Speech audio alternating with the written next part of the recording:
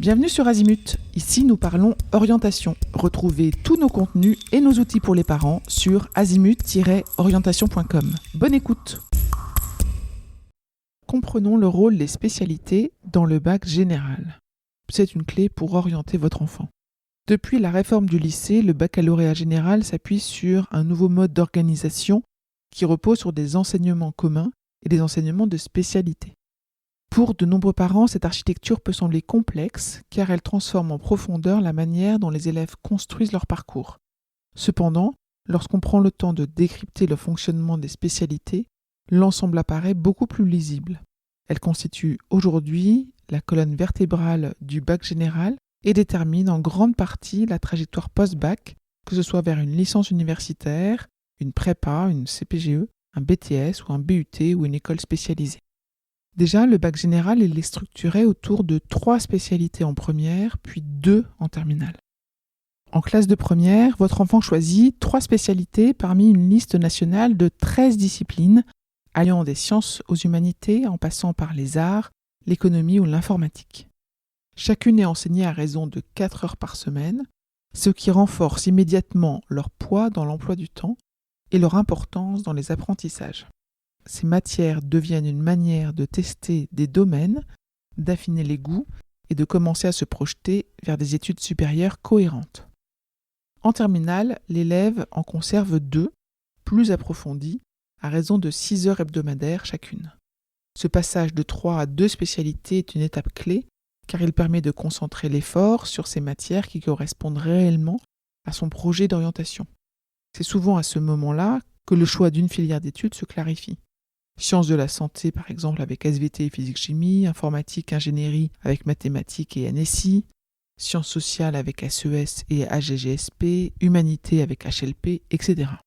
Le bac devient ainsi un tremplin construit de manière progressive et individualisée. Ces spécialités comptent fortement dans l'évaluation finale du bac. Les enseignements de spécialité ont un poids décisif dans l'obtention du diplôme. Les épreuves finales portent sur les 2 spécialités conservées en terminale, chacune représentant une épreuve écrite de coefficient élevé. Elles font partie des composantes majeures du résultat final, aux côtés du français anticipé, des maths anticipées, du grand oral et des épreuves de contrôle continu. Leur importance se retrouve également dans le dossier Parcoursup. Les formations supérieures analysent très précisément les bulletins de première et de terminale en spécialité, car ces enseignements reflètent les affinités et le niveau de l'élève dans les domaines en lien avec leur formation. Ainsi, un étudiant souhaitant rejoindre une faculté scientifique, une prépa par exemple MPSI, ou une école d'ingénieur en post-bac doit avoir démontré un engagement solide en mathématiques et en physique-chimie. De la même manière, les licences d'économie regardent attentivement les résultats en SES et en mathématiques, tandis que les études littéraires ou juridiques s'appuient davantage sur AGGSP, HLP ou les langues. Les spécialités ne sont donc pas seulement un choix scolaire, elles deviennent un langage que les établissements d'enseignement supérieur savent lire et interpréter. Quels sont les attendus pour réussir ces spécialités ? Réussir dans les spécialités repose sur une combinaison d'intérêts personnels, de régularité dans le travail et de capacité à approfondir des notions parfois exigeantes. Les matières scientifiques nécessitent une rigueur dans le raisonnement et un goût pour la résolution de problèmes. Les sciences humaines mobilisent l'analyse critique et l'argumentation. Les arts demandent créativité et maîtrise technique, etc. Dans tous les cas, ce sont des compétences que votre enfant peut développer à condition d'être motivé et de comprendre le sens de ses choix. L'essentiel, c'est d'aider votre enfant à repérer ce qui lui parle réellement.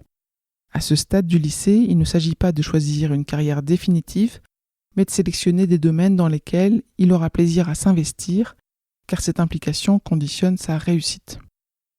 L'intégration des spécialités a été pensée pour faciliter la transition vers le post-bac. Un élève qui choisit mathématiques et NSI, par exemple, construit naturellement un dossier solide pour des écoles d'informatique. Un jeune engagé dans SES et AGGSP se prépare efficacement à des études de droit, de sciences politiques ou d'économie. Grâce à cette cohérence, les formations supérieures peuvent mieux comprendre les profils, ce qui améliore l'orientation, la réussite et la persévérance dans les études. Le ministère de l'Éducation nationale et l'ONICEP insistent dans leurs publications sur cette continuité entre spécialité et parcours d'études. Elles permettent aux jeunes de gagner en lisibilité et aux parents d'accompagner plus sereinement l'élaboration d'un projet. Nous tenons à rassurer les parents. L'intégration des spécialités dans le bac général n'a pas pour but de complexifier la scolarité, mais de rendre l'orientation plus progressive, plus personnalisée et plus cohérente. En discutant régulièrement avec votre enfant de ses centres d'intérêt, de ses réussites et de ses envies, vous l'aidez à tirer pleinement parti de ce système. Pour aller plus loin dans l'accompagnement de votre enfant, rendez-vous sur azimut-orientation.com. Tous nos contenus y sont classés par thématique et vous pourrez consulter notre calendrier, notre annuaire d'experts et vous inscrire à la newsletter pour ne rien louper. Merci pour votre fidélité. À bientôt.